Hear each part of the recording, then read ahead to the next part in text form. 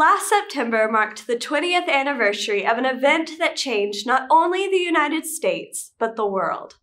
An event so catastrophic that as soon as you mention it, people can tell you exactly where they were, what they were doing, and what they were feeling that day. The events of September 11th, 2001 are a story most of us know by heart. I say most of us because there are full-grown adults now who are too young to remember it, or were born after it, which I know is difficult to wrap your head around. It's a story we tell over and over again anytime someone mentions that date. In fact, you're probably thinking about where you were when you heard the news right now. We talk a lot about September 11th, but rarely do we talk about September 12th. Rarely do we talk about the day after. The fear, the anger, the confusion, the grief. Rarely do we talk about how those of us who didn't live in New York City or Washington, D.C. at the time got up the next day and went to work, to school, to the grocery store. I certainly can't tell you what happened the next day. There's a podcast that came out last year called 9/12 that documented some of the answers of what happened in the days and weeks immediately after 9/11. The whole series is great, but one story in particular stood out to me. In late August 2001, a ship of 56 cast and crew members set sail from the coast of Australia. They were filming a reality show that recreated the voyage of Captain Cook, an English explorer, when he discovered Australia and New Zealand in the 18th century. They committed to being as historically accurate as possible by having no modern technology on board the ship, which meant that they would have no contact with the outside world for the duration. Aside from a satellite phone for emergencies, they were completely isolated. One morning in September, the captain gathered everyone on deck for a meeting. He told them that 2 planes flew into the World Trade Center, 1 into the Pentagon, and 1 into a field in Pennsylvania, and that the World Trade Center towers had later collapsed. Everyone was confused and not sure if what they were hearing was real. They had no context, no video, no audio, just bare facts. One crew member said, "The day the world changed and we couldn't see it. We couldn't imagine it." So they carried on with the voyage as planned and mostly forgot about it. By the end of September 11th, an estimated 1/3 of the planet had seen the footage, except for the 56 people on that boat. They didn't see it until a month later when they landed in New Zealand. Podcast host Dan Taberski said, "It was an event they had heard about, but then quickly put away.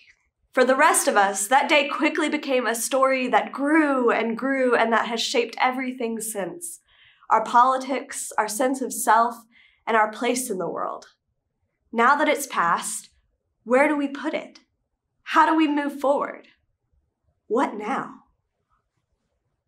For the last few weeks, we've remembered and celebrated another event that changed the world: the death and resurrection of Jesus Christ. We've retold the same stories that have been retold for centuries about the palms waving, the bread and the wine, the betrayal in the garden, the final moments on the cross, and the empty tomb. Today, we're going to talk about the day after, when the disciples woke up into a world that looked completely different than the one they'd known just a few days earlier. The day when they were looking around at each other and asking, "What now?" Our story comes from Luke 24 and takes place on the same day that the women and the disciples discover that Jesus' tomb is empty. 2 of the disciples leave Jerusalem to go to a village called Emmaus, about 7 miles away. As they walk, they talk about everything they had witnessed and heard over the last few days. They are so deep in discussion that they don't pay too much attention at first when a man begins walking near them. They continue along their way when the man speaks up and asks them, "What are you discussing so intently as you walk along, and why do you look so sad?" The 2 disciples instantly stop in their tracks, exchanging looks with one another. Finally, the one named Cleopas answers, "Are you the only person in Jerusalem who doesn't know what's happened in the last few days?" Cleopas and the person with him cannot fathom that anyone doesn't know about Jesus' crucifixion. It's an event so traumatic, so life-changing for them, that they can't imagine how anyone could be thinking or talking about anything else. That's how it is though, right? When something big happens in our lives, good or bad, it consumes all of our attention and emotion. Our world has stopped, but everyone around us keeps moving as if nothing has happened, and we can't understand it. It feels like everyone should be just as shocked, just as grieved as we are. Were they on a boat in the middle of the ocean somewhere? Cleopas and his companion are so consumed by grief and confusion over recent events that they don't even realize the man they are talking to is actually Jesus himself. When we hear this story, we may think it unimaginable that they didn't recognize Jesus standing right in front of them. They had seen Jesus before his death, heard him speak, shared meals with him. How did they not know who he was? But grief has a way of narrowing our vision, making it difficult to pay attention to anything else. In typical Jesus fashion, Jesus answers Cleopas' question with another question. What happened? They resumed walking and began to tell Jesus their story. There was a man named Jesus, a mighty prophet of God. Our chief priests and leaders handed him over to be crucified. But we had hoped that he was the Messiah we have been waiting for. It's been 3 days since they killed him. But this morning, some women in our group shocked us when they told us that they went to the tomb and it was empty. They said that angels told them that Jesus is alive. Some of the men with us went to the tomb and found it empty like the women said, but they did not see Jesus. Jesus responds to them, shaking his head.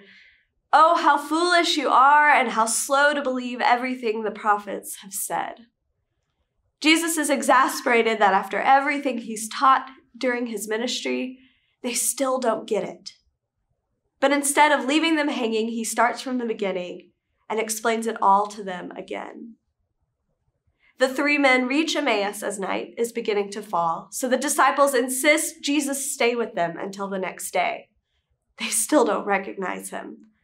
But as they gather around the table for dinner, Jesus takes bread and blesses it and breaks it, and then he gives it to them. In that moment, they finally recognize him. Then Jesus vanishes, and they get up and run back to Jerusalem. Out of breath, they burst into the room where the other disciples are gathered and shout, "It's true! Jesus is alive, and we've seen him." They recount the day's events and explain that Jesus had been known to them in the breaking of the bread. Luke is the only gospel writer who includes this story, and I love him for it, because this story is such a deeply human, deeply relatable one. We've all walked the Emmaus Road at some point in our lives, and if you haven't yet, you will. Preacher and author Barbara Brown Taylor describes this Emmaus Road this way. It is the road you walk when your team has lost, your candidate has been defeated, your loved one has died. The long road back to the empty house, the piles of unopened mail, to life as usual, if life can ever be usual again.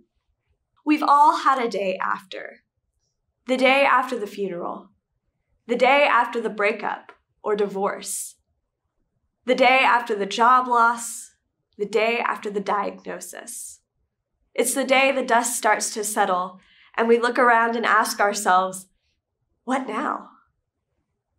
What do we do now that everything has changed?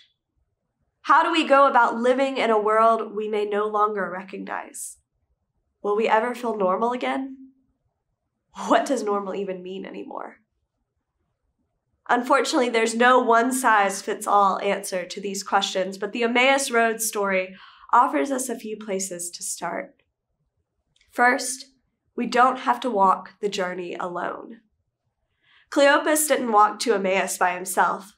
He had a friend or a loved one with him. When something life-changing happens, especially when it's painful, our impulse is to turn inward and to isolate ourselves. We don't want to feel like a burden or a bummer to be around. We feel lonely because no one can understand exactly what we're going through in the moment. We're hurting too much for words, and we don't want to have to explain or let people see us in our most vulnerable moment. I get it. Trust me. But if there's one thing I've learned over the years, it's to let people in. Let people love you. Let people be there for you. Let people take care of you and walk with you as you figure out what life looks like now. If you're not on an Emmaus road, then be there for the friends or family members who are. We often feel helpless when someone we love is hurting because we can't take the pain away or don't know what to say. But most of the time, it's as simple as showing up, sitting on the couch and watching a movie together, letting someone cry into the other end of the phone, going for a walk or out to dinner. Just being present and letting them know that you're not going anywhere is often more powerful than any magic words you could say. Second, don't be afraid to go to therapy. As Cleopas and his companion share the story with Jesus, who they think is an outsider to the situation, they start to process what has happened to them in a new way and start to understand things differently. Jesus walks alongside them during this process. The parallel breaks down a bit when Jesus calls them fools, something ideally a therapist would never do, but the point still stands. Therapy is an important part of any healing journey, especially during times of upheaval and change. Talking with friends and family is great, but sometimes you need to talk to a professional for a different level of support. A therapist won't give you all the answers or tell you what to do next, but they will help you process your story. They're a compassionate third party who can listen without judgment and ask good questions to help you as you seek answers. They'll often help you learn tools for coping. I've been in therapy before, and I know I will be in therapy again throughout my life. There's no shame in needing that extra support. I know it's intimidating to make that first appointment, and I also know that therapy isn't accessible for everyone. But if you'd like to explore therapy and have questions about where to start, please reach out to anybody on staff. We can answer some of your questions and refer you to some great therapists in the Louisville area as a starting point. Finally, take the first step. The story doesn't tell us why Cleopas and his friend were going to Emmaus that day, why they left the other disciples. The scripture gives no indication that they had any specific reason. My guess is that they didn't know what else to do. They were restless and overwhelmed. So going to Emmaus seemed like as good an idea as any. They didn't know that taking that first step would lead to a key moment in their healing journey, that they would meet Jesus along the way. Most of the time, the answer to what now is not one definitive thing. It's a bunch of next steps until one day we look up and realize that we've made a new path, a new way of living, a new way of being. We don't have to wait for everything to make sense to start moving forward in healing. We can start walking forward even if our faith is shaky and we can't see God in any of it. Because this story shows us that we can trust Jesus will meet us where we are and walk alongside us until one day we recognize he was there all along. Amen.